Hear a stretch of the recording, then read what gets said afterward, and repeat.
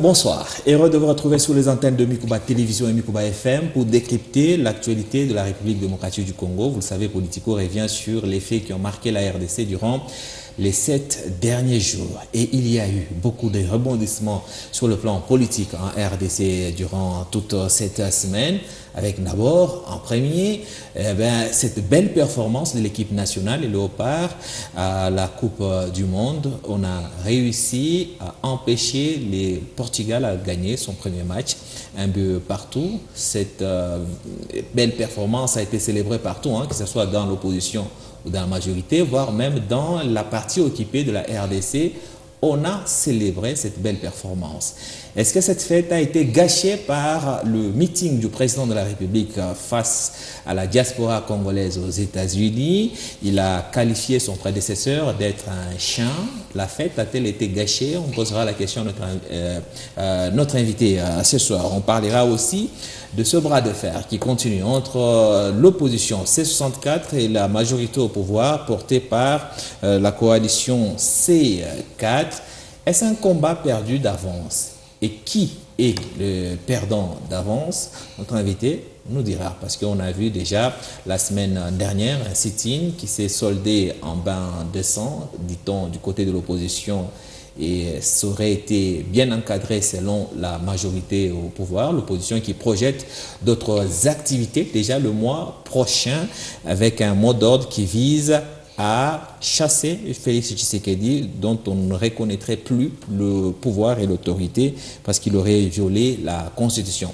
On en parlera aussi en long et en large avec mon invité. On chutera par l'actualité au Lualaba, où certaines révélations faites par un membre du bureau de l'Assemblée provinciale soulèvent plusieurs questionnements. Cette institution provinciale reste-t-elle à la solde de l'exécutif? Notre invité nous le dira. On reviendra aussi sur d'autres points d'actualité si on a le temps. Mon invité ce soir pour décrypter toute cette actualité, c'est un cadre de l'opposition, monsieur Nestor Moussoul. Vous êtes cadre de l'Alliance pour le changement de Jean-Marc Abound. Bonne arrivée.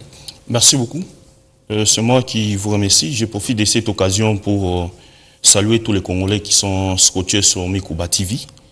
Et en l'occurrence, c'est de la province du Lualaba qui nous suit à cet instant. Vous avez fêté aussi la belle performance de la RDC face au Portugal pour son premier match 52 ans après en Coupe du Monde. Oui, c'était une fierté parce qu'aujourd'hui, tout Congolais connaît bien que la musique et le foot restent des seuls loisirs où il n'y a pas de couleur politique. Et là, nous félicitons notre équipe nationale d'avoir montré ce muscle face à l'équipe du Portugal.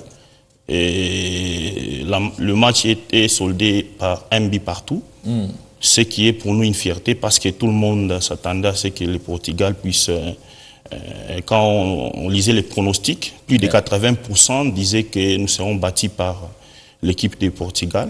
Et sur le terrain, la RDC a montré autre chose, ce qui est une fierté pour tous les Congolais. Pour tous les Congolais, vous de l'opposition, est-ce que vous avez été surpris par cette prestation de l'équipe nationale?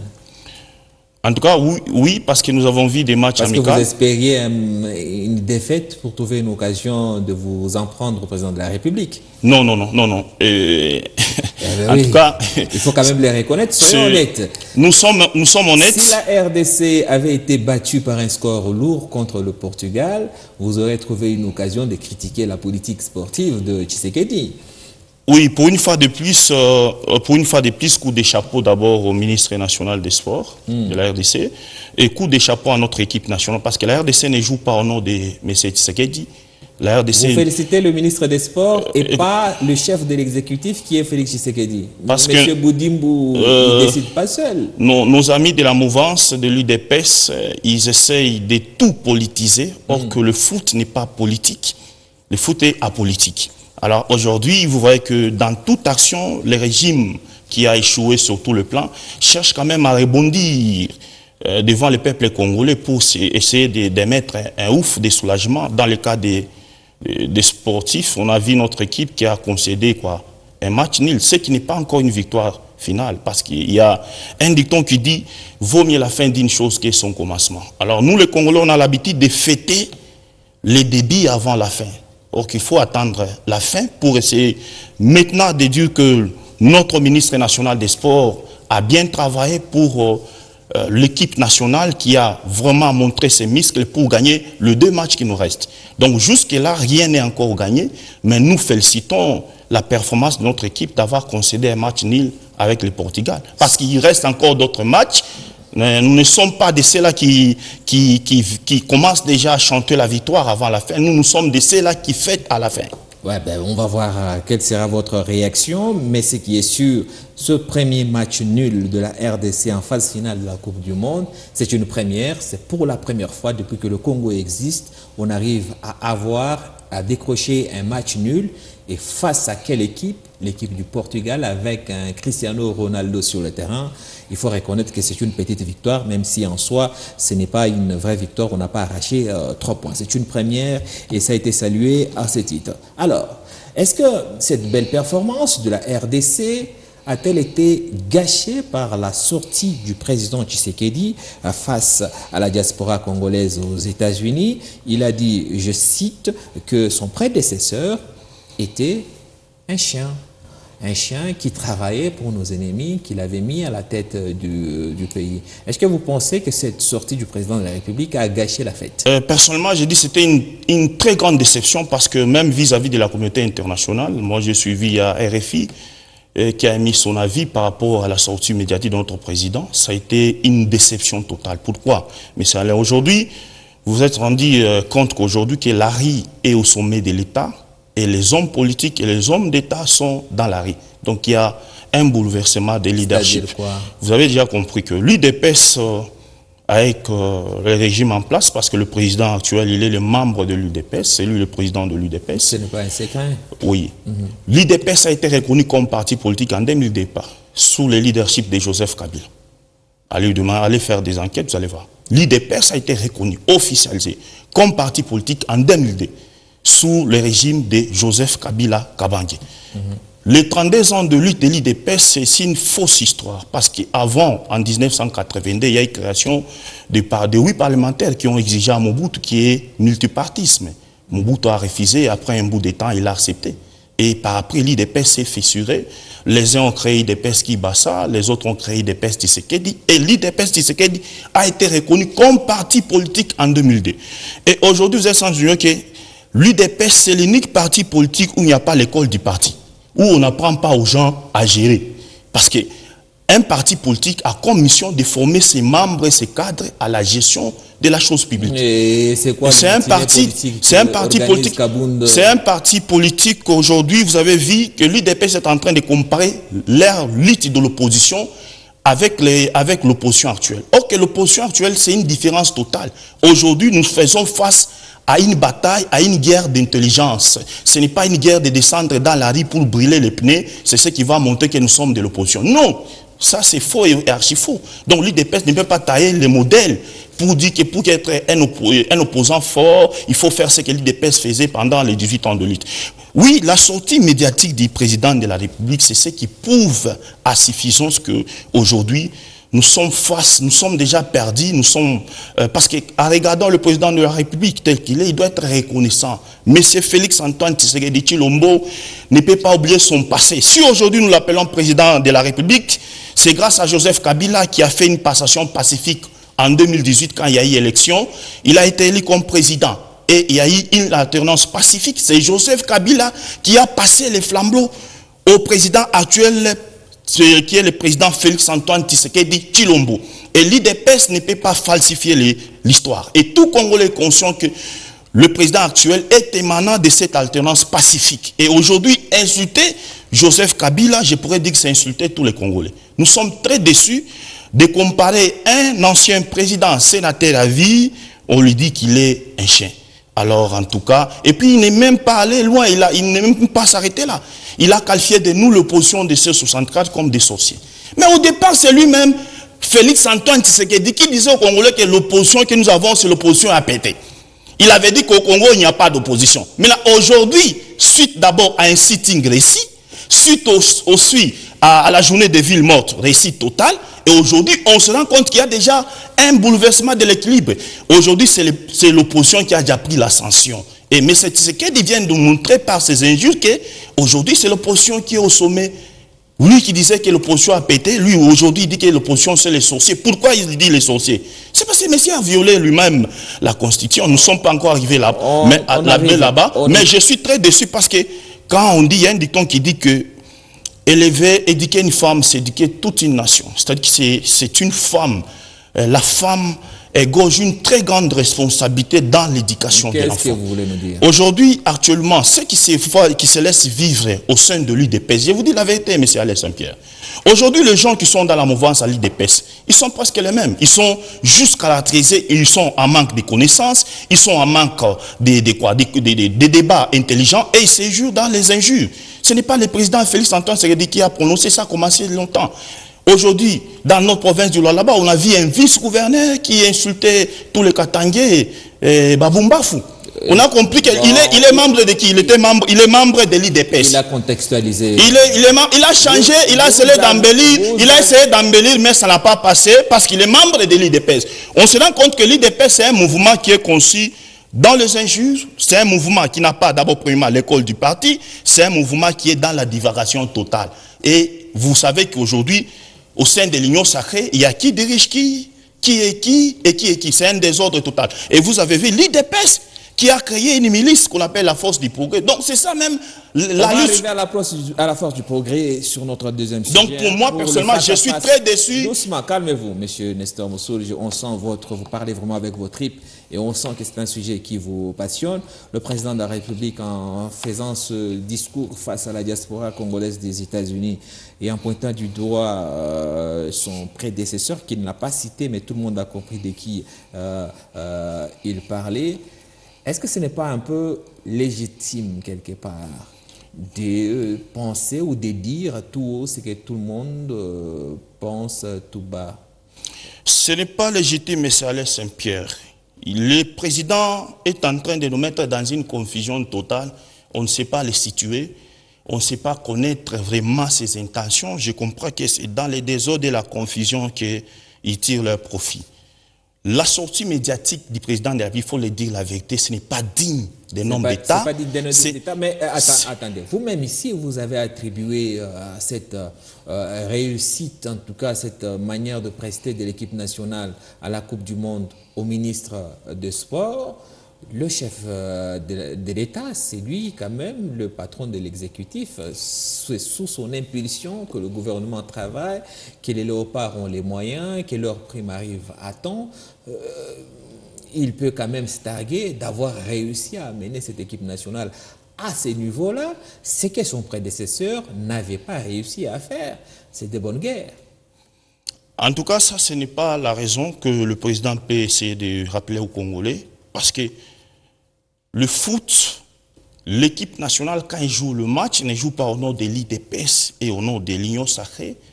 Notre équipe nationale ne livre pas les matchs au nom du président Félix Antoine Tshisekedi. Oui, qui peut se dire que notre équipe a concédé un nil pendant son règne. Non. Oui, ça c'est aussi pas sans main. L'équipe nationale joue le match au nom de tous les Congolais, de toutes tendances confondues. Parce que je vous ai dit qu'aujourd'hui, ce n'est que la musique et le foot, les deux loisirs qui n'ont pas de couleurs politiques. Et aujourd'hui, l'Église, vous comprenez que l'Église a des couleurs politiques. Je dirais même à tous ces pasteurs d'aller s'enregistrer au ministère national de l'Intérieur pour prendre les statuts de partis politiques. C'est les pasteurs qui soutiennent le pouvoir et les pasteurs qui soutiennent l'opposition et aussi doivent s'enregistrer. Et d'ailleurs, l'Église catholique en premier. Je suis très content parce que ce n'est pas les pasteurs qui soutiennent l'opposition. Il y a presque 80% des membres de l'Union sacrée soutiennent l'opposition. Dans quel contexte? Parce qu'ils sont des membres non apparents. De l'opposition. Non apparents de l'opposition. Dans quel contexte? Dans quel contexte? Parce qu'ils savent que lorsqu'on change la constitution, il n'y aura plus d'assemblée provinciale, il n'y aura plus de gouverneurs, il n'y aura plus de Sénat. Tous ces gens-là seront au chômage. Et ils sont conscients du risque de ces changements constitutionnels. Et on n'aura qu'un parlement monocaméral, on n'aura que l'Assemblée nationale, réduit aussi avec quelques nombre de députés, le Sénat dans l'oubli, les députés provinciaux dans l'oubli, nos amis qui sont là, conseil, si c'est conseil politique et tout qu'on sort, on a dit quoi? Il y a eu des élections des conseil communal. Tous ces gens-là seront tous au chômage et ils sont conscients. D'ailleurs, je suis très content. Il y a eu même quelqu'un là de la mouvance qui a dit que est-ce qu'il a même fait rigoler un député qui et demain, si on change la condition, tu vas te retrouver au chômage. Est-ce que tu auras la même santé que tu as? Vous comprenez que cette lutte des changements constitutionnels, même les gens au sein de la mouvance ne sont pas d'accord. Donc, mais ça, ce que je vous dis est vrai, et même ceux qui sont dans la mouvance ne sont pas du tout d'accord. C'est une lutte de l'IDPS, pas de tous les Congolais. On reviendra sur le changement de la Constitution, sur notre deuxième sujet, hein, parce que le face-à-face entre C64 et C4, ça s'annonce très rude. On en parlera dans un instant. Restons d'abord sur la performance de l'équipe nationale à la Coupe du Monde. Je dois avouer qu'aujourd'hui, nous étions censés recevoir quelqu'un du parti présidentiel, l'IDPS. Après, en tout cas, la sortie du chef de l'État, on avait vraiment envie de comprendre dans quel contexte le président Tshisekedi a qualifié son prédécesseur avec les qualificatifs de chien. Mais malheureusement, curieusement, tous les membres de l'UDPS, en tout cas, sont devenus injoignables. Est-ce que vous pensez que même eux, à l'UDPS, ils pensent que le président est allé trop loin? En étant sincère, s'ils sont des véritables Congolais, le président est allé trop loin dans les émotions. Il est devenu indéfendable. Donc on peut dire, je l'ai dit même au départ qu'il est vraiment très difficile de connaître le président dans les rôles qu'il est en train de jouer. Il nous met dans une confusion totale. Aujourd'hui, avec sa sortie, c'est une déception totale. Et puis, un président de la République, que dire de toutes les femmes qui ont mis les enfants au monde par rapport à sa sortie médiatique? Donc même des femmes, c'est remis en question. Parce qu'on dit qu'éduquer une femme, c'est éduquer toute une nation. C'est la femme qui est censée transmettre une bonne éducation à l'enfant. Vous parlez de quoi en parlant de la femme? Vous mettez en cause l'éducation reçue par le chef de l'État à travers sa famille? Qu'est-ce que vous voulez dire? En tout cas, c'est fort ça. En tout cas, je suis très déçu parce que ce qu'il a fait... Sa maman n'a rien à voir avec ce que fait son fils. Oui, je vais vous dire que ce qu'il a fait n'est pas qualité d'un président de la République. Donc là, on pourrait dire, on ne peut même pas attribuer à vous, M. Alain Saint-Pierre. On peut les attribuer aux enfants de la rue, les Koulouna. Ce sont eux qui sont basés à dire non, non, non. Même si nous sommes des adversaires politiques, mais il ne faut même pas aller dans le contexte d'ingérer ton prédécesseur, ton frère congolais. Donc là, ça passe mal. Il a dit comment? Pourquoi il a dit? Il a dit non, non, mon prédécesseur soutenait. Oui. Voilà. Il soutient quoi? La rébellion sous le leadership de son père, qui est son parrain, et qui Kagame. En tout cas, M. Alain Saint-Pierre, soyons sincères, même nous-mêmes. M. Kabila, lorsqu'il est au pouvoir, il a coffré tous les officiers des M23. La majorité. Mais lorsque le président de la République a accédé au pouvoir, lui, il a libéré tous ses officiers. Même Bernard Biamungu a été libéré, a été gracié par le président. Ça, c'est un. Dédé, le président lui-même a nié pour la première fois de l'invitation des M23 à Kinshasa, qu'ils ont passé 14 mois. Est-ce que c'est Kabila qui a invité les M23 à Kinshasa pour passer 14 mois? Donc il ne faut pas diper le peuple congolais. Il ne faut pas ranger les peuples, les rouler dans la farine comme on le veut en essayant de tromper l'histoire. L'histoire est claire. C'est lui qui a invité les M23 pendant 14 mois. C'était le président. Il avait d'abord nié pour la première fois que c'était mon ministre de l'Intérieur, Gilbert Kankonde. Après, il a reconnu. Maintenant, les mêmes M23 qu'il a invités, ce sont ces mêmes M23 qui sont retournés contre lui. Alors, est-ce que c'est Kabila? Kabila avait défait les M23 en 2013. Le président de la République lui-même, Félix Antoine Tshisekedi, lors de son premier mandat, il a reconnu que la République démocratique du Congo avait défait les M23 en 2013. Maintenant, aujourd'hui, c'est M23 qui a été défait. Certains se sont allés se réfugier en Ouganda, d'autres au Rwanda. Qui les a invités dans notre capitale? Au départ, vous avez vu, le président a invité Paul Kagame dans le stade de Martyrs, en disant que c'est son frère. C'est lui-même, il a invité Paul Kagame. Après un temps, lui-même a invité les M23. Il a nié au départ. Après, il a accepté, non, c'est mon ministre de l'Intérieur, Gilbert Kankonde, qui avait invité. Or que Gilbert Kankonde est membre de l'UDPS. Pourquoi on ne l'avait pas interpellé pour qu'il nous explique? Donc, on ne peut pas rouler, on ne peut pas falsifier l'histoire. Est-ce que vous ne trouvez pas ça curieux, votre réaction par rapport à la sortie du chef de l'État, qu'elle soit de même goût, même couleur que celle du M23? Parce que oui, les M23 ont eu aussi à réagir. Nanga et consorts ont eu presque la même réaction que vous de l'opposition face aux propos de Félix Tshisekedi contre Joseph Kabila. Est-ce que ceux qui vous assimilent à ces rebelles ont tort finalement? Parce qu'apparemment vous parlez le même langage. Non, je ne suis pas vraiment porte-parole d'M23. Je vous dis la vérité, M. Alain Qui se Saint-Pierre. ressemble, ça semble. Non, non, nous ne sommes pas dans ces contextes-là. Nous sommes dans l'opposition non armée. Nous ne sommes pas dans l'opposition armée. Notre lutte, elle est d'abord lutte constitutionnelle. On n'a pas pris les armes pour chercher à dire que nous voulons renverser tel ou tel. Non, non, non, pas loin de là. Nous sommes touchés étant Congolais, sans avoir d'abord des couleurs politiques. Regardez notre président, c'est lui notre père. Imaginez-nous votre papa de la maison, celui qui est le premier éducateur, le premier responsable, le premier leader. Et il commence, par exemple, à insulter l'oncle ou bien le coépoux de sa femme, avec des propos injurieux. Et si vous êtes africain, nous sommes des Africains, et chez nous, c'est d'abord le respect de ton prochain, le respect de soi, et savoir comment est-ce que nous, étant Africains, on vit.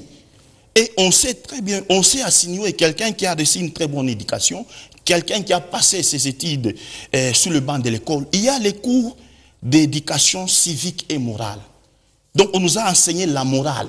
Dans les cours d'éducation civique, on nous a enseigné comment respecter son prochain. Donc même si nous sommes des adversaires politiques, on n'est pas des ennemis. Nous sommes des adversaires politiques, mais pas des ennemis. Donc demain, quand on dit que la politique est dynamique, on le dit demain, les ennemis ou bien les adversaires d'aujourd'hui peuvent être les amis de demain. Aujourd'hui, qui les pensait que l'opposition pourrait faire un bloc commun? Personne. Nous étions chacun dans son coin. Oui. Donc on doit comprendre que la politique est dynamique. Ce que le président Félix Antoine Tshisekedi a parlé, ce n'est pas digne de son nom. Je suis très déçu. Oui, oui. Quel que soit le contexte, mais ce n'est pas digne de son nom. Oui, on clôture ces chapitres avec cette réaction du président Martin Fayoulou de l'ECID. Il dit, je cite, que personne ne récupère les exploits des léopards pour masquer les échecs de la gouvernance. Le patriotisme, c'est protéger les territoires, garantir la sécurité, renforcer les institutions, lutter contre Ebola et améliorer la vie des Congolais. Le reste n'est que diversion, dit Martin Fayoulou, un point de vue que je suppose que vous soutenez. Oui. Pour chuter finalement avec cette question, votre président de votre parti, Alliance pour le changement, il fut autrefois au cadre du parti au pouvoir, l'UDPS. Aujourd'hui, il s'en prend à l'UDPS, dont vous, ici, vous décriez également la formation de l'UDPS. Est-ce qu'on peut dire que lui aussi, il n'a pas eu une bonne formation à l'UDPS? Parce qu'il a commencé la politique à l'UDPS. Je suis très content parce qu'aujourd'hui, nous avons des IDPS. L'IDPS actuel au pouvoir, c'est l'IDPS de la diaspora, l'IDPS des Belges. L'ancien IDPS qui luttait pour les social-démocratiques, cet IDPS incarnait la vision d'Étienne Tshisekedi, le fait Étienne, qui voulait, il a milité toutes ses luttes pour que le peuple congolais puisse se retrouver. Cette vision est déjà détournée. C'est ce qui avait même créé des fissures entre Kabound et le président et ses prédécesseurs de l'UDPS. Vous essayez de nous dire quoi? Que Kabound a reçu une bonne formation avant il est le seul qui incarne, je vous dis la vérité, le seul qui incarne la vision, la bataille. Kabound était à l'UDPS aux côtés de Kabouya. À cette époque, Kabound était président AI de l'IDPS et secrétaire. Kabouya était un simple haut cadre de l'IDPS. Kabound était le chef de Kabouya. C'est Kabouya qui tenait les diplomates de Kabound. Et comment est-ce qu'on peut renverser celui qui est à la tête après le départ de Kabound? Qu'est-ce qu'il y a eu aujourd'hui? Kabouya n'a pas si maîtrisé son leadership. Aujourd'hui, là-bas, on a des IDPS, IDPS A, IDPS B. Et or que c'est le même parti. Les autres se disent, nous sommes l'IDPS de 13e riz. Et les autres IDPS, je ne sais pas c'est quel IDPS encore. Ça, c'est ce qui montre la faiblesse et l'incompétence totale des leaders qui est à la tête. Parce que le leadership, c'est s'assumer. Et Kabound aussi est devenu aussi un politique de la rue. Kabouya, il dit n'importe quoi. Mais regardez, depuis que Kabound a démissionné à l'IDPS, l'IDPS n'a pas su se réformer. Et aujourd'hui, on a même des réparateurs de téléphones qui sont devenus des communicateurs. Nous avons vu des cordonniers se transformer en communicateurs. L'IDPS actuel, c'est déjà aller à côté de la lutte d'Étienne Tshisekedi. On a compris, même si l'UDPS, du point de vue général, n'a pas vraiment changé parce que l'UDPS, depuis l'opposition, faisait ce qu'on appelle les matinées politiques, les parlementaires debout. Ça reste l'IDPS, la même IDPS que nous avons connue. On change de chapitre à présent.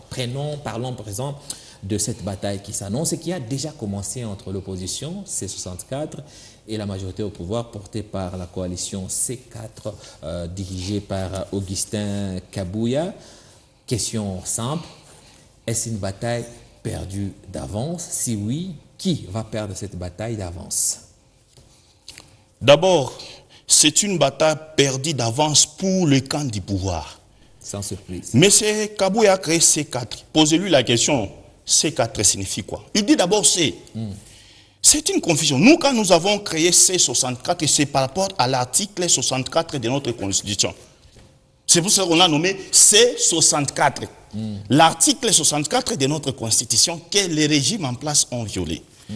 Mais les C4 de M. Kabouya, posez-lui d'abord la question, C4 signifie quoi? Il a dit que ce sont les 4 zones linguistiques du pays. Vous voyez déjà qu'un monsieur pareil, il est toujours basé dans le tribalisme. Ok, le tribalisme, c'est un frein au développement. Depuis qu'il a créé les C4, je vous pose une question et je pose une question aux Congolais. Quelles sont les démarches que les C4 a menées? Il y a eu beaucoup d'adhésions. Il n'y a pas eu de démarches. Il y a eu beaucoup d'adhésions. Je dis qu'il n'y a pas eu. Et d'ailleurs, la création. Les pasteurs ont adhéré aussi. Je sais que, non, c'est tous. En tout cas, je suis très déçu. Pourquoi?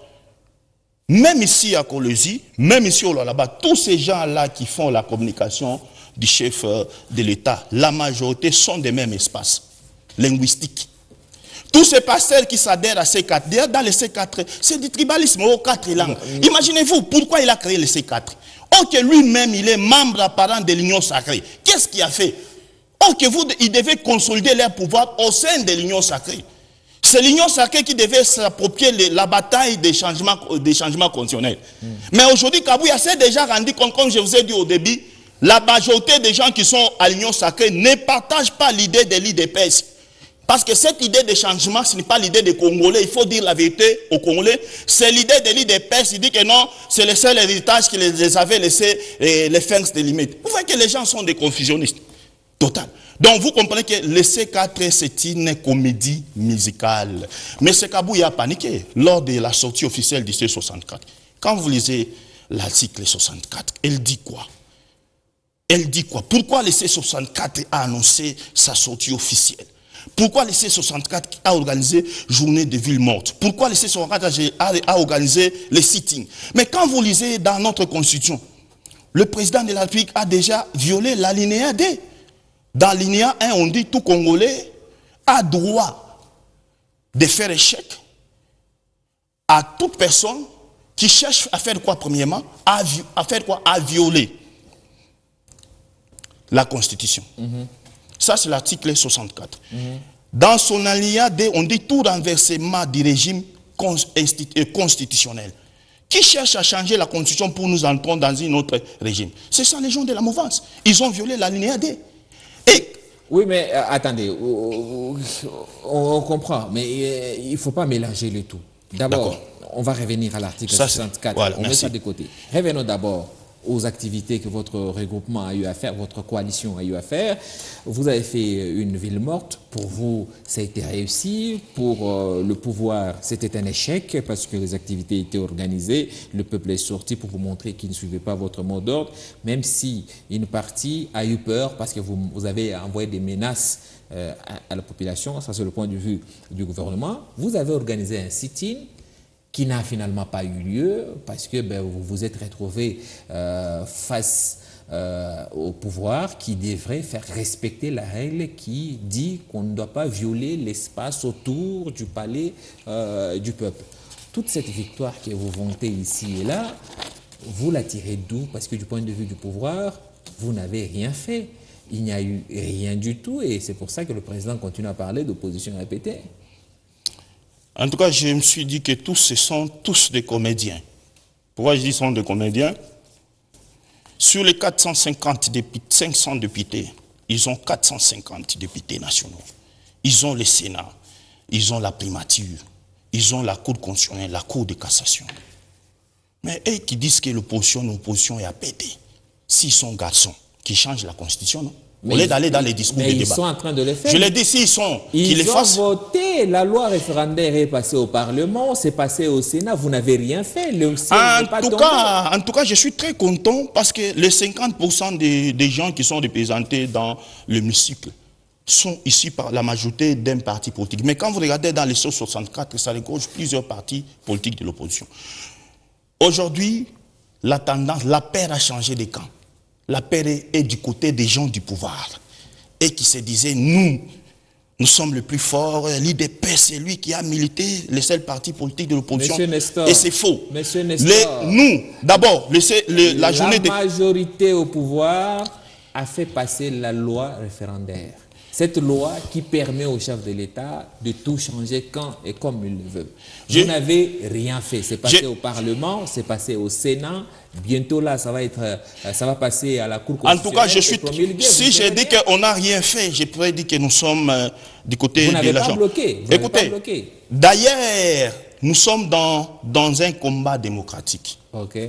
Lorsqu'ils ont commencé à l'Assemblée nationale, tous les caucus députés de l'opposition ont quitté. Bien sûr. Mais ça non, écoutez, ils ont quitté. Ça fait quelque chose. Le fait de quitter, nous sommes dans une lutte démocratique. C'est ça même la beauté de la démocratie. Le fait qu'ils ont quitté, ils ont montré au peuple congolais que nous ne sommes pas d'accord de ceux qui sont en train de mijoter. Il ne faut pas la faire dire que non, vous avez gardé le silence et vous avez consenti à ce qu'ils ont préparé. Ils ont quitté. Le résultat est là. Écoutez bien ce que le résultat est là, est très clair. Nous, les députés de l'opposition ont quitté. Allez du côté du Sénat, il y a eu aussi quelques sénateurs de l'opposition qui ont quitté. Ils ont quitté pourquoi? Parce que ces gens ici, en 2023, ils sont très intelligents. Pourquoi? Tout ce que nous vivons aujourd'hui était préparé en 2023. On ne peut pas duper les Congolais. Ces gens étaient conscients que le peuple congolais ne devait pas les voter. Et voilà pourquoi ils ont organisé une tricherie avec des machines à voter. Comment ça? Pour se fabriquer une machine. Nous avons vu ici même certains députés les attraper avec des machines à voter où il s'est voté lui-même dans la maison.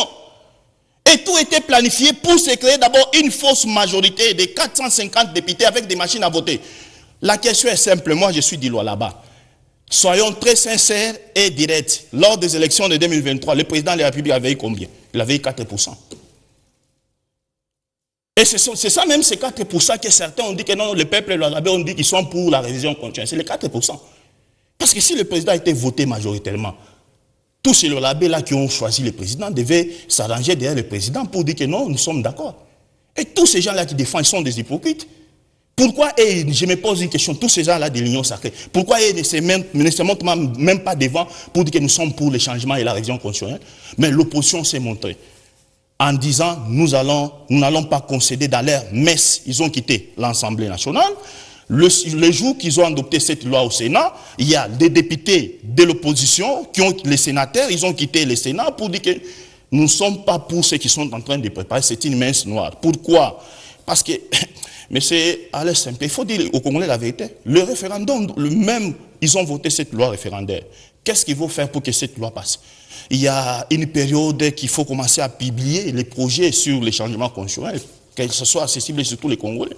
Deuxièmement, il faut se fabriquer des personnages qui peuvent avoir le même titre que les députés. Ils vont commencer à faire ce qu'on appelle la campagne. Après la campagne, il faut les voter. Ça va prendre beaucoup de temps. Mais je me pose une question. Tout cet argent qu'ils ont voté de quelques milliards, des milliards de dollars pour les référendums, si on met ces 2 milliards du côté de l'armée, cette guerre de l'Est va prendre fin. Pourquoi ils ne mettent pas toute cette concentration des changements constitutionnels pour récupérer les 2 provinces prises par Nanga? Donc ils doivent se concentrer sur la priorité. Monsieur Nestor, vous nous éloignez. D'accord? La question, elle est toute simple. Oui. Quand on voit les forces en présence, le pouvoir en place et vous de l'opposition, je répète ma question, est-ce que ce n'est pas une bataille perdue d'avance? Je vous ai posé la question, vous m'avez dit, c'est perdu d'avance, oui, mais pour ceux qui sont au pouvoir. Mais quand vous nous relatez... Je n'ai pas dit que c'est perdu d'avance. Je l'ai dit que c'est une bataille que les régimes... Je peux dire que c'est un mort-né. Voilà, l'échec est des camps de régime, pas du côté de l'opposition. On a compris ça. Sauf que quand c'est que vous nous expliquez, vous nous dites des choses symboliques, comme quitter l'Assemblée et laisser la majorité rester voter une loi référendaire. Au Sénat, on fait la même chose. Ils se sont exprimés. Oui, mais de toutes les façons, la machine du changement de la Constitution est en route. Et jusqu'ici, tout ce que vous avez fait comme action ne semble ni ralentir cette machine, ni bloquer cette machine. Ma question, elle vous revient, vous allez répondre. Qu'est-ce que vous avez fait ou qu'est-ce que vous allez faire face à la mouvance en place qui est décidée coûte que coûte à arriver au changement de la Constitution et les choses sont déjà en train de se mettre en place? Merci beaucoup pour cette question. Nous, les cadres de l'opposition C64, nous avons commencé à préparer ce qui devait se suivre depuis longtemps pour barrer route à toute cette manège des gens du pouvoir. La première des choses, l'opposition a fait un sitting. Pourquoi? D'abord, il y a une ville morte. Ville morte. Quel est l'impact de cette ville morte? La ville morte, elle vient pour corriger les discours du chef de l'État qui avait dit « Sur le peuple V, et le peuple m'accorde cette feu vert, je peux briguer le second mandat, selon la volonté du peuple. » Oui, si le peuple sur le peuple V. Maintenant, l'opposition aussi voulait tester en organisant une ville morte si les peuples congolais sont d'accord contre le propos du président de la République. Je suis très content, tous ces gens de l'île de pêche de l'envoi qui disent que la journée de ville morte était... Si on comprend bien, ville morte, c'était pour que le peuple puisse dire au chef de l'État qu'il n'est pas d'accord pour un troisième mandat. C'était ça, parce qu'on voulait barrer ce discours-là, c'est déjà passé. Et puis, j'ai dit la vérité. Vous pensez que le chef de l'État a compris le message? Il a compris le message, parce que s'il s'entête, ce n'est pas... Vous comprenez bien, s'il s'entête, lui-même fera face au peuple congolais. Je vous dis, M. Alain Saint-Pierre, le peuple qui a observé à 80% cette journée de ville morte, qui était une réussite totale. Même ici dans ma province, je peux dire que j'étais content parce que c'était une réussite totale. Pourquoi? Même certains cadres de la mouvance nous ont aidés à observer la ville morte. Nous avons vu le maire de la ville qui a pris tous les étudiants de l'université, il les a tous embarqués dans le bus et les amenés quelque part. Vous avez vu que c'était aussi une façon de nous aider pour que cette ville morte soit une réussite totale. Et c'était une réussite totale. Vous caricaturez. Non, non, c'était une réussite totale. Le sit-in. Sitting, récite, parce que nous sommes arrivés même au palais de la nation, là où il y a eu des échanges. Au palais du peuple. Au palais du peuple. Sitting était une réussite encore. Vous savez pourquoi? Il n'y a pas eu de sit-in, c'est clair qu'il n'y a pas eu de sit-in. Non, non. Vous êtes venu avec des machettes, vous avez donné de la drogue au Kuluna de Kinshasa. En tout cas, vous avez ici, en tout cas, le bilan officiel fait état de 20 blessés, dont 15 policiers. Qu'est-ce que les policiers vous ont fait pour que 15 d'entre eux soient blessés? Et regardez cette police qui est quand même professionnelle et n'a blessé que 5 personnes parmi tous les militants et les badauds que vous avez mobilisés à Kinshasa. Est-ce que c'est ça la démocratie selon C64? Si celui qui est au sommet est un grand menteur, que dire des gens qui l'entourent? Est-ce que le peuple congolais peut faire confiance? Est-ce que vous pouvez retirer, le président de la République n'est pas un grand menteur? Retirez ça. En démocratie, c'est vous qui avez dit on ne doit pas insulter. Je n'insulte pas. Oui, mais dites parce le président qu'il est menteur. Il y a beaucoup de mensonges et d'incohérences. Insulter, c'est... Incohérence peut-être. Bon, ok, je parle des mots de l'incohérence. Okay.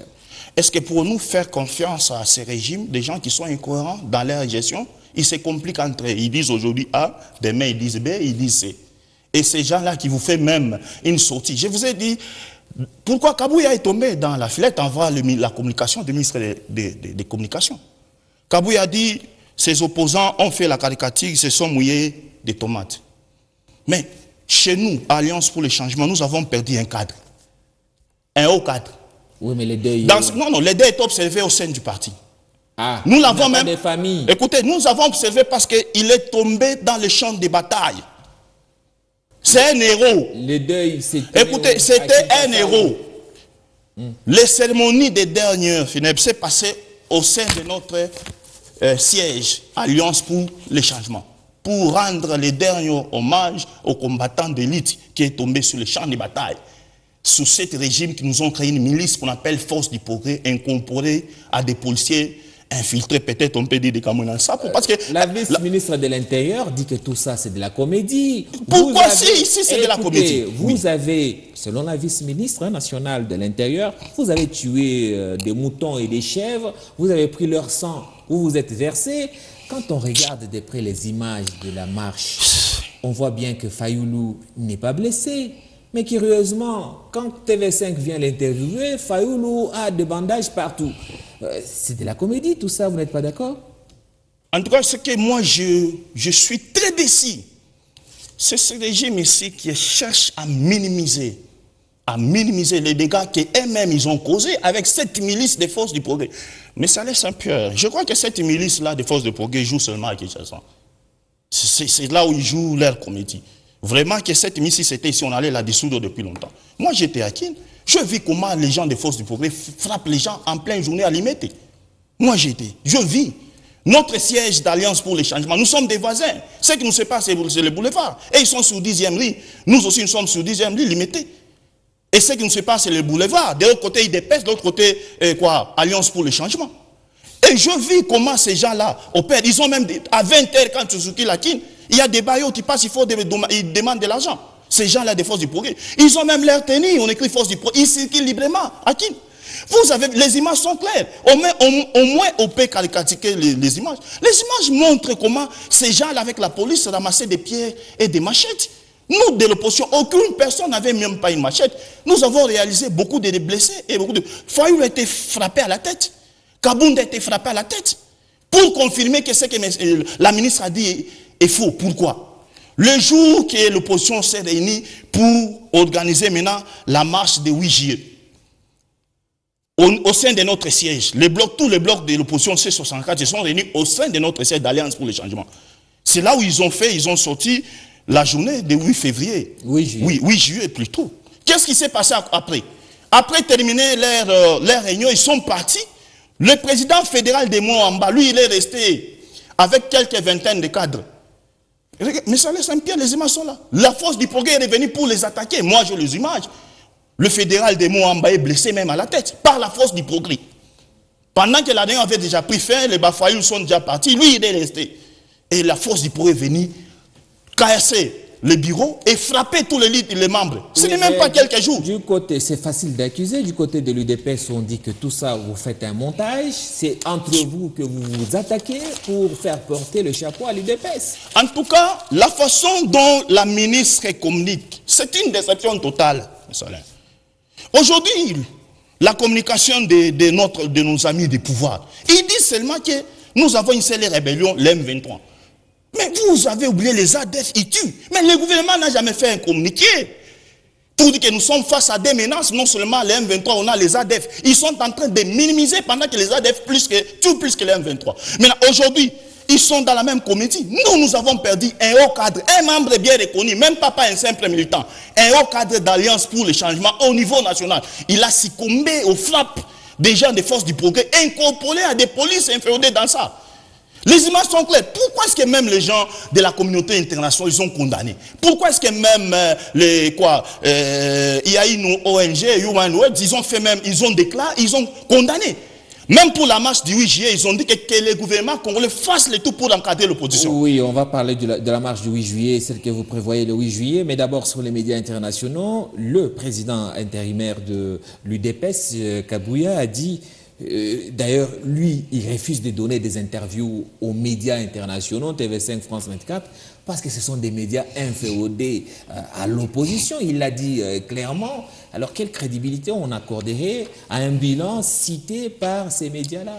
Mais M. Kabouya est incohérent. Le secrétaire permanent de l'IDPS, qui a créé encore des conflits permanents au sein de l'IDPS. M. Kabouya, Chilumbaï.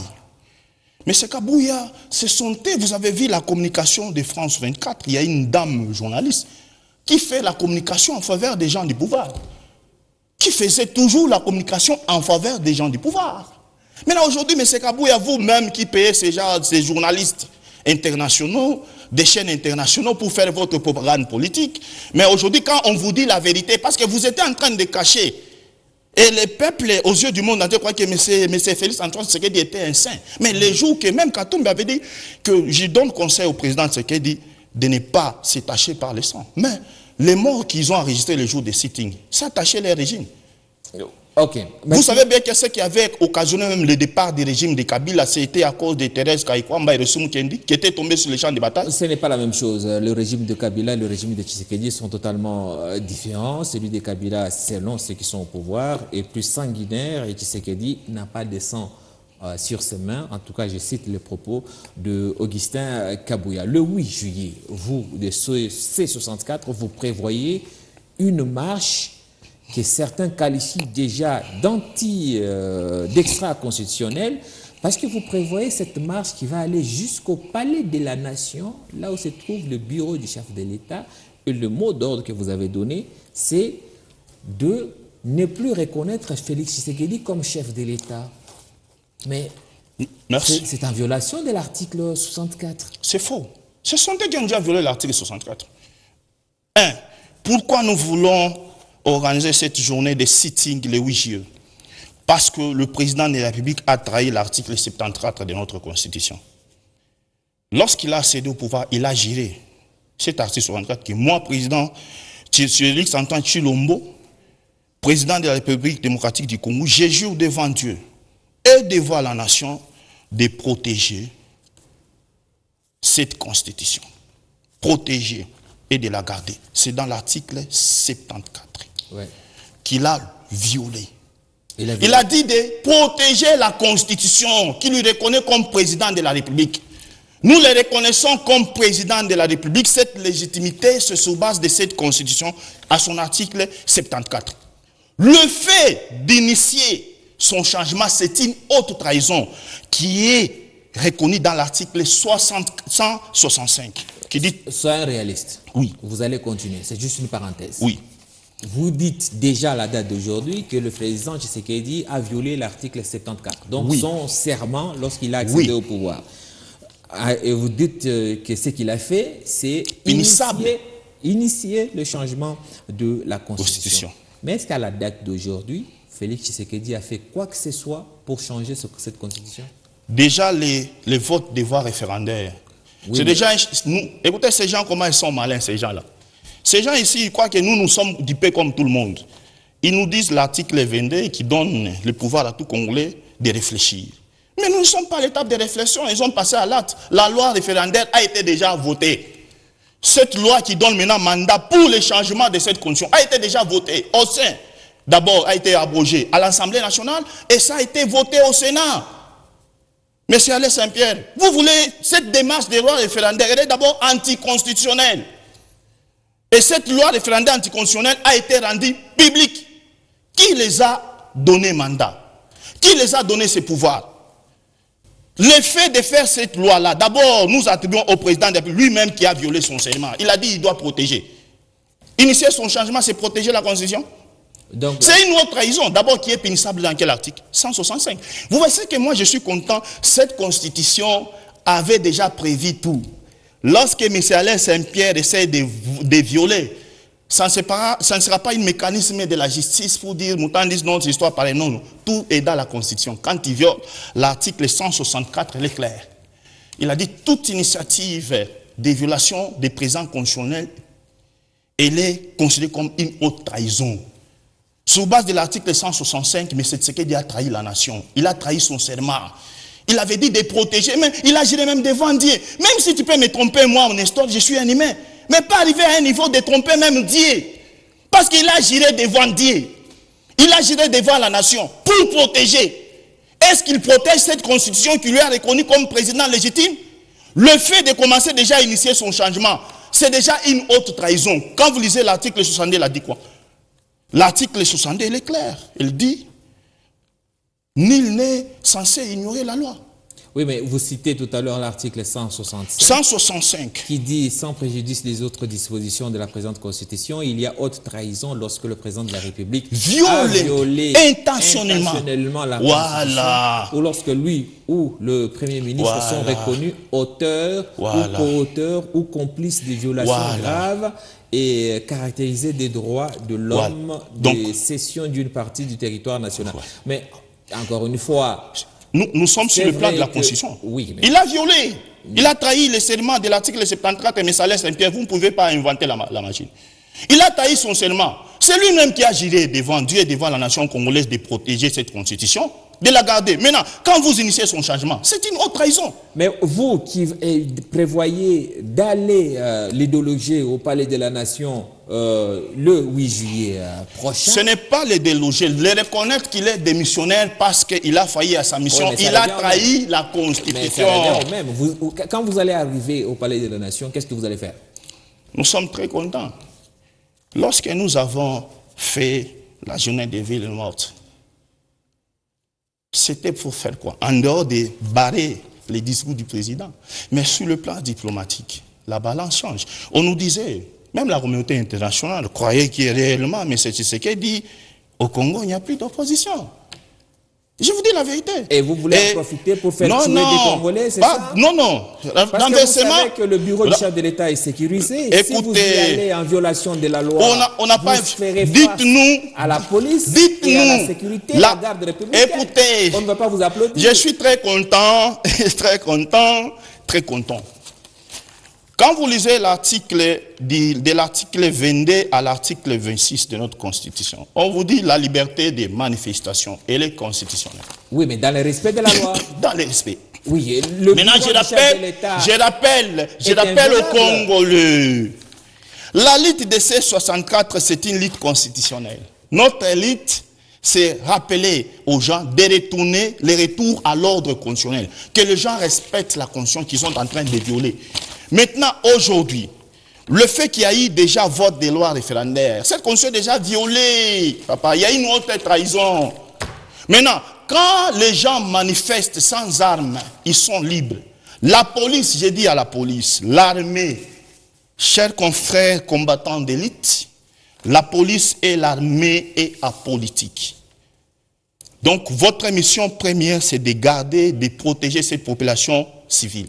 Qu'on ne puisse pas instrumentaliser la police et l'armée dans les fins politiques. Monsieur Nestor, l'armée et la police sont là pour faire respecter la loi. Lorsqu'il y a quoi? La liberté. Lorsqu'il y a quoi? Attendez, la liberté des manifestations, garantie. Les différentes libertés qui sont garanties par la Constitution sont encadrées par la même Constitution et par les différentes lois de la République. Et ces différentes lois protègent aussi l'intégrité physique du chef de l'État. Vous allez amener une foule là où travaille le chef de l'État pour que cette foule fasse quoi avec le chef de l'État? Exprimer sa volonté de dire au chef de l'État. Vous ne pouvez pas lui dire ça à distance en faisant écoutez, un enregistrement vidéo. Non, la marche est garantie constitutionnellement. Quand est-ce que la marche devient empruntée par la police? C'est lorsqu'il y a trouble à l'ordre public. Monsieur Alain Saint-Pierre, quand nous marchons pacifiquement pour réclamer nos droits, les droits sont garantis par la Constitution, étant congolais.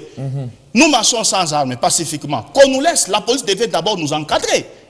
Qu'on nous laisse marcher, qu'on nous laisse arriver là-bas pour qu'il ait tiré des ficelles de dire que non, l'opposition avait une intention de renverser le pouvoir. Ils devaient laisser marcher, ils doivent nous laisser marcher et aller là-bas faire notre déclaration que le président qui a violé la Constitution. Après vous rentrez. Et puis quand on vous laisse faire ça, vous rentrez, c'est tout. En tout cas ça... Parce que votre espoir, c'est que les forces de l'ordre vous empêchent et vous sortez vos machettes, il y a 2-3 morts, vous criez victoire. En tout cas, ce n'est pas nous. Je vous ai dit la vérité. Nous sommes face à une milice des forces du progrès. À qui il y a une milice force du progrès qui est reconnue officiellement, cette milice. Non, ce n'est pas reconnu officiellement. Reconnu parce que Chilumba, c'est lui qui avait Chilumba Kabuya ou Amuteba, c'est lui qui avait créé cette milice des forces du progrès. À Kinshasa, le président de la République a chargé le général Kabouik, qu'on voit en photo ici, aux côtés du gouverneur de la ville de Kinshasa, de procéder à la mise en propriété de la capitale, mais également à faire régner l'ordre dans la capitale. Lui, c'est un général, un militaire, qui va s'occuper donc de faire respecter l'ordre dans la capitale. Est-ce que vous pensez que c'est dans l'optique de mater l'opposition sous couvert de la propriété de la ville de Kinshasa que Félix a procédé à ces nominations? C'est déjà un coup d'État constitutionnel. Est-ce qu'un militaire est censé faire une fonction publique? Lisez les lois qui régissent les militaires. Il n'y en a pas. Même ce militaire qui fait ça, il est en train de s'essuyer. C'est une mission spéciale. Non, non, pas une mission spéciale, parce qu'il était dit qu'il doit être financé. Est-ce qu'à Kinshasa, nous manquons des entrepreneurs congolais qui sont conscients et sérieux, qui peuvent exécuter les travaux là? Ils sont là, M. Alain Saint-Pierre. Il a démontré quand même ses capacités à Kanyama-KCC. Écoutez, il faut reconnaître que c'est bon. Je rigole beaucoup. Qu'est-ce que Kanyama-KCC a produit pour tous les Congolais? Est-ce qu'il est Machamba, les Kuluna, les champs là de Kanyama-KCC, c'est arrivé au là-bas, tout le monde a Bunga Wazambi.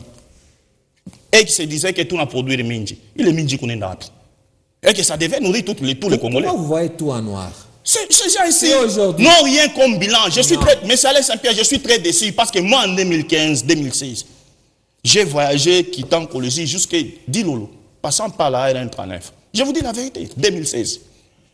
Mais aujourd'hui, je suis censé commencer à faire mes voyages à moto parce que la route est impraticable. Okay. C'est eux qui nous ont dit non, non, nous allons faire du Congo l'Allemagne d'Afrique. Est-ce que le Congo est l'Allemagne d'Afrique? C'est quand même surprenant de voir un kabundiste, je ne sais pas si c'est comme ça qu'on vous appelle, louer le bilan de Joseph Kabila. Bon, je ne loue pas le bilan de Joseph Kabila. 2016, c'est Kabila. S'il y avait des risques, ce qui est positif, on apprécie. Ce qui est négatif, on critique. Justement, ça ne change pas ce que je viens de dire tout à l'heure. Très rapidement, vous répondez à quelques sujets d'actualité avant qu'on clôture l'émission. Le temps est malheureusement allé très, très, très vite. À Kisangani, on a appris de la bouche d'un député local que le sac de riz est maintenant à 1 million de francs congolais pour un sac de riz. Vous avez envie de mettre là tout de suite. Est-ce une preuve de plus de l'échec du régime ou bien la conjoncture internationale peut l'expliquer? En tout cas, je rigole beaucoup. Ce régime ici, je suis très déçu. Hein? Bande de combat congolais. Je sais que vous écoutez bien l'émission, bien qu'elle est à la fin. Quand ils ont pris le pouvoir, les taux de dollars, 100 dollars étaient 160 000 francs. Moi, je me rappelle, quand ils ont pris le pouvoir, 1 litre d'essence, c'était 1500 francs. Un verre de sucre était dans les 200 francs, 300 francs, un verre de sucre. Quitter l'huile ouverte Malou, c'était 1500. Aujourd'hui, juste quitter l'huile ouverte Malou, c'est 5000 francs. Colosie. L'huile ouverte Malou, 5 000 francs. 1 litre d'essence aujourd'hui, c'est 4 000 francs. Et aujourd'hui, quand ils ont pris le pouvoir, les sacs de farine s'est négocié dans les 16 000 francs. Aujourd'hui, les sacs de farine, c'est dans les 60 quelques mille francs. Sac de farine. Sac de riz, c'est dans les 100 et quelques, 104 000 au là-bas. Regardez les députés là, ils n'ont pas dit des mensonges. À l'époque, ils ont pris le pouvoir, les sacs de riz étaient à combien? À 30 000 francs. Sac de riz, 30 000 francs. Aujourd'hui, c'est 104 000 francs au là-bas. Oui. Au Kasaï, un seau de maïs c'était négocié dans les 15 000 francs pendant au là-bas c'était 4 500. Maintenant, là-bas, un sac de riz c'est 1 million de francs congolais. Il n'a pas menti.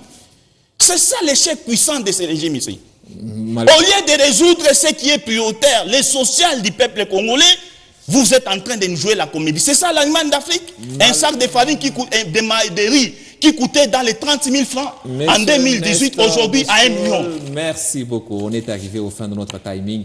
Il y avait beaucoup de choses à dire et vous aviez beaucoup de choses à dire. On y reviendra peut-être. Vous avez compris, on n'a même pas eu le temps de parler de ce qui se passe à l'Assemblée provinciale du Lualaba. On y reviendra peut-être la semaine prochaine. Monsieur Nestor, je rappelle que vous êtes cadre de l'Alliance du Changement, ACH, parti de Jean-Marc Kabound et membre de C64. Merci d'avoir accepté notre invitation. Merci beaucoup. C'est moi qui vous remercie. Politicos terminé pour ce vendredi. Nous sommes en rediffusion tout ce week-end, à voir et revoir quand et où vous voulez sur l'application du groupe Canal+, mais également sur notre YouTube. On se retrouve la semaine prochaine, Dieu voulant. D'ici là, merci de nous rester fidèles.